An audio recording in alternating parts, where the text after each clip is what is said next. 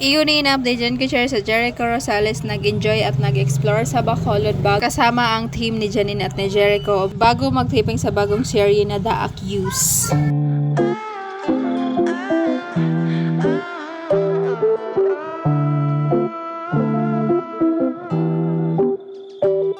Alright, what's up guys? Welcome back po muli sa aking YouTube channel. So for today's video update, good afternoon, magandang hapon po sa ating lahat, sa lahat ng Ikunin fans, Jericho Rosales fans, Janine Gutierrez sa Jericho Rosales kasama ang kanilang team, nag-explore at nag-enjoy po sa Bacolod. So ito nga ang kaganapan ng Ikunin kasama ang kanilang team. Sabi nga ng ibang mga fans na Echo is nag-enjoy muna sila habang di pa nag-start ang taping nila for The Accused. Pero may mga ibang fans din na nagsasabi na nag-start na daw po ang taping para sa kanilang new teleserye na The Accused. Pero kung ano man yung kaganapan na ng taping or wala pa, tayo na lang natin yung announcement pag pinalabas na yung trailer.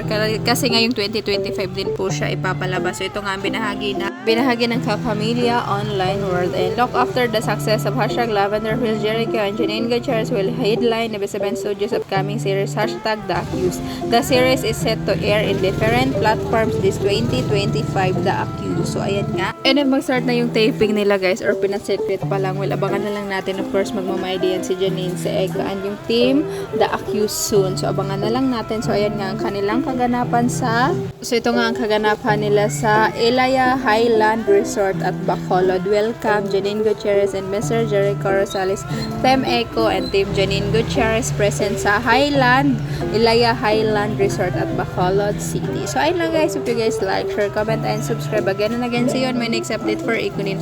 Abangan na lang natin guys if kailan talaga mag-start yung taping kasi may mga fans nagsasabi nag-start na daw pero may mga nagsasabi na hindi pa daw.